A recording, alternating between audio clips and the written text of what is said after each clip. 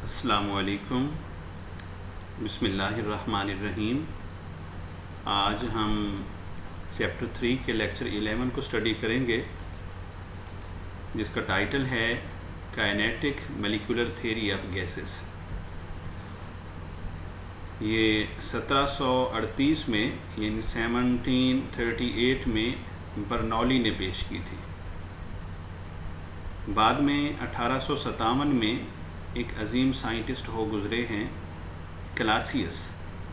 इन्होंने बर्नौली की इस थ्योरी को बुनियाद बनाते हुए एक इक्वेशन डिराइव की, जो कि काइनेटिक इक्वेशन के नाम से पहचानी जाती है। इस इक्वेशन का तुर्रे इम्तियाज़ ये है कि इसके ज़रिए से हम तमाम गैस के लॉज जो गुज़श्ता सफ़हात में हम पढ़ चुके हैं, like Boyle's law, Charles law, Avogadro's law, Graham's law and Dalton's law, उन सब को डिड्यूस कर सकते हैं, रीडिराइव कर सकते हैं। मैक्सवेल में बाद में क्लासियस इक्वेशन और बर्नौली की काइनेटिक मॉलिक्यूलर थ्योरी की मदद से law of distribution of velocities पेश किया, और एंड पे बोल्ट्ज़मैन ने ख़ुदकुशी करने से कबल इन्होंने क्लासियस की इक्वेशन और बर्नौली की थ्योरी को बुनियाद बना के distribution of energy among gas molecules को स्टडी किया। तो यहाँ पे मैक्सवेल और बोल्ट्ज़मैन का जो वर्क है या इनकी जो डिटेल है वो हमारे सिलेबस का हिस्सा नहीं है।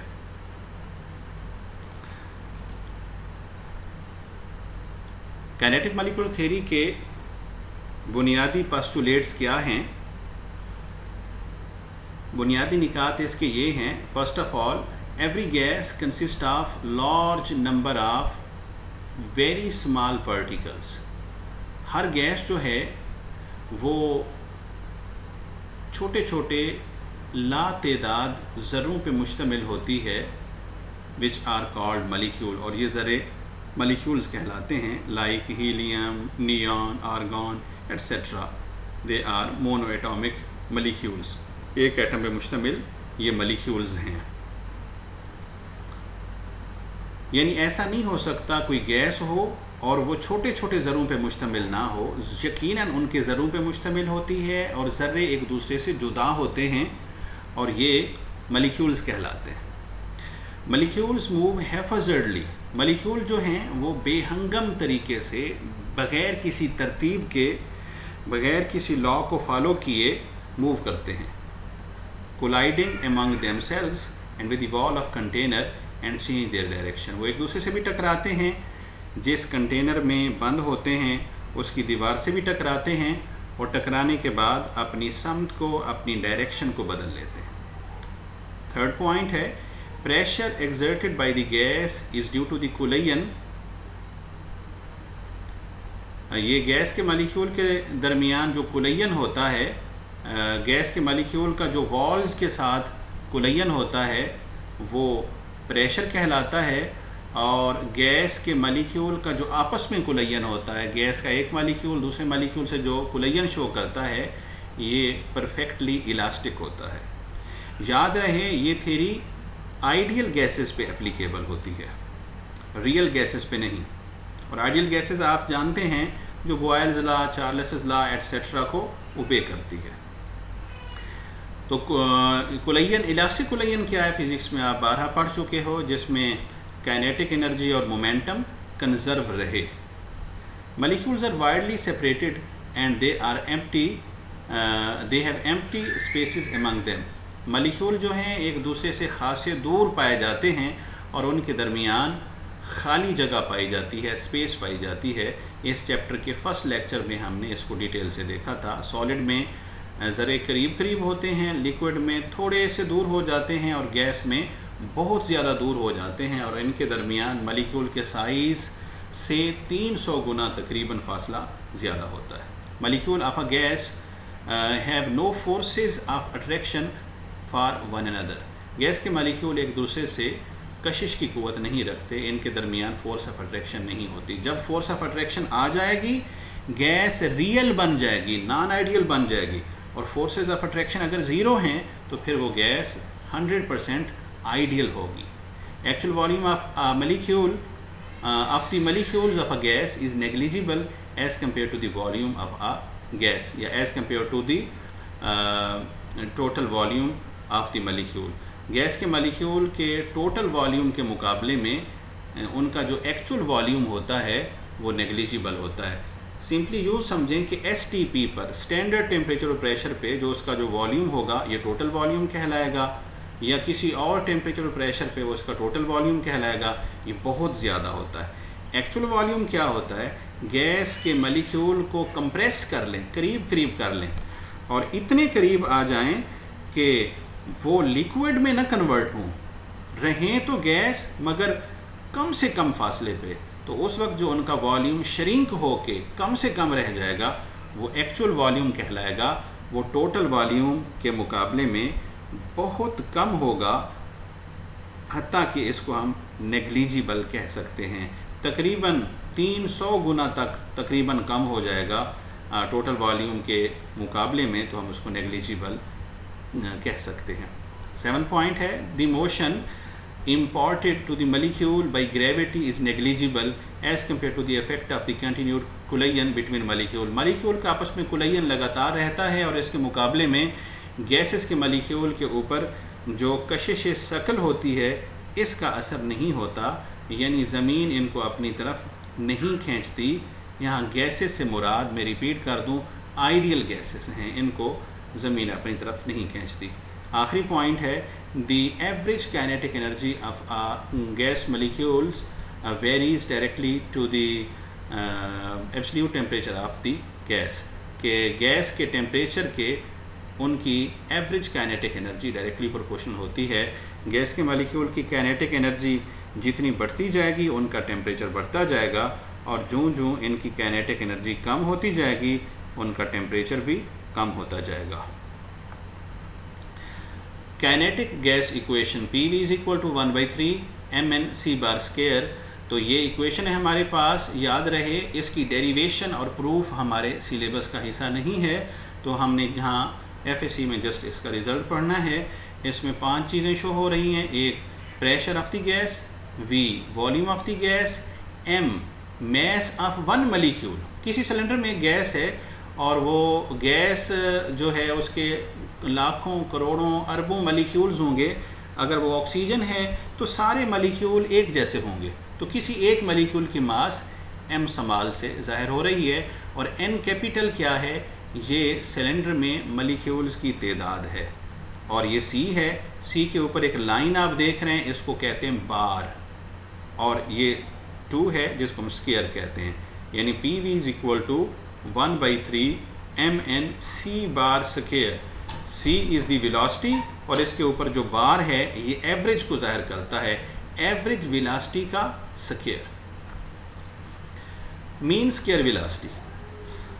तो ये जो वेलोसिटी है मैक्सवेल के मुताबिक law of distribution of velocities का जब हम कॉन्सेप्ट लेते हैं, तो एक सिलेंडर के अंदर जो गैस के मॉलिक्यूल्स होते हैं तो सब मॉलिक्यूल की वेलोसिटी एक जैसी नहीं होती। कुछ मॉलिक्यूल की वेलोसिटी बहुत कम होगी, कुछ की उनसे ज़्यादा होगी, कुछ की उनसे ज़्यादा होगी, कुछ की बहुत ज़्यादा होगी। लिहाजा कुछ ग्रुप्स बन जाएंगे वेलोसिटीज़ के। हाँ, सब की वेलोसिटी बराबर नहीं होगी, कुछ मॉलिक्यूल की वेलोसिटी बराबर हो सकती है। फ़र्ज़ करते हैं एक सिलेंडर में 1,00,000 मॉलिक्यूल हैं, तो 10,000 मॉलिक्यूल की velocity N1 for example 10,000 molecule हैं, और उनमें से हर एक मॉलिक्यूल की वेलोसिटी है 3 मीटर पर सेकंड, और 25,000 मॉलिक्यूल N2 से ज़ाहिर हो रहे हैं, इनमें से हर एक मॉलिक्यूल की वेलोसिटी है 4 मीटर पर सेकंड। 35,000 मॉलिक्यूल हैं N3 से ज़ाहिर हो रहे हैं, और हर एक मॉलिक्यूल की वेलोसिटी है C3 यानी 3.5 मीटर पर सेकंड। ये मैं फ़र्जी बातें बता रहा हूँ, प्लस एंड सो ऑन, इस तरीके से बहुत सारे ग्रुप्स हैं। सब मालिक्यूल की वेलोसिटी सेम नहीं है, कुछ की सेम हो सकती है, जैसे 10,000 की सेम है, 25,000 की सेम है, 35,000 की सेम है एंड सो ऑन। और नीचे n1 plus n2 plus n3 plus and so on, ये टोटल नंबर ऑफ मालिक्यूल इस तरीके से हम लिखेंगे। तो हमें इस तरीके से वैल्यू मालूम हो जाएगी C, और ये लाइन बार और ये स्केयर, मीन स्केयर वेलोसिटी, ये लाइन मीन, ये 2 स्केयर वेलोसिटी, एवरेज वेलोसिटी का मुरब्बा।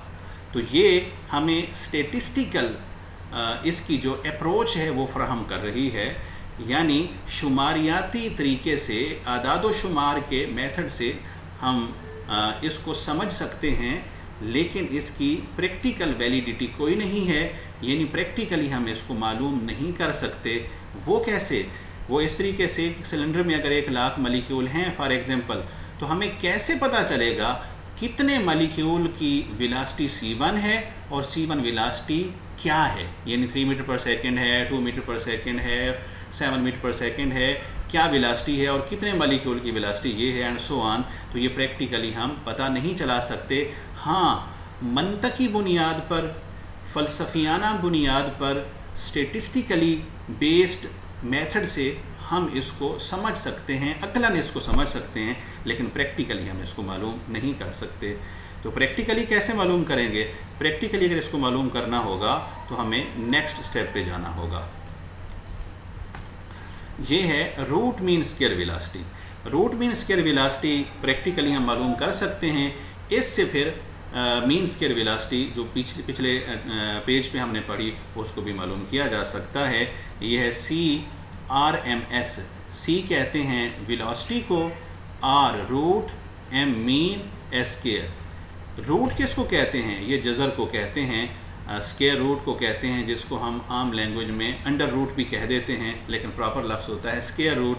यानी जो पीछे हमने वेलोसिटी पढ़ी, mean square velocity, mean square velocity, उसका अगर जज़र ले लें तो ये रूट मीन स्क्वायर वेलोसिटी होगी, और ये बराबर होती है स्क्वायर रूट ऑफ 3RT/m।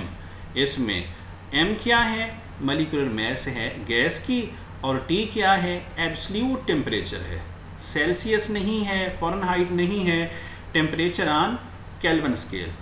तो कोई एक गैस है, फॉर एग्जांपल ऑक्सीजन है, तो उसकी मॉलिक्यूलर मास हो जाएगी 32, हाइड्रोजन है तो 2.016 हो जाएगी, मीथेन CH4 है तो उसकी 16 हो जाएगी, अमोनिया है तो 17 हो जाएगी, नाइट्रोजन N2 है तो 24 हो जाएगी, एंड सो ऑन। जो भी गैस है उसकी मॉलिक्यूलर मास हम यहाँ पुट करेंगे, उसमें थर्मोमीटर डिप करेंगे, या जिस रूम में वो सिलेंडर पड़ा है उसी रूम में का जो टेम्परेचर होगा सिलेंडर का भी वही होगा, उसके अंदर गैस का भी वही होगा। उस टेम्परेचर को केल्विन पे लेके यहाँ पुट करेंगे।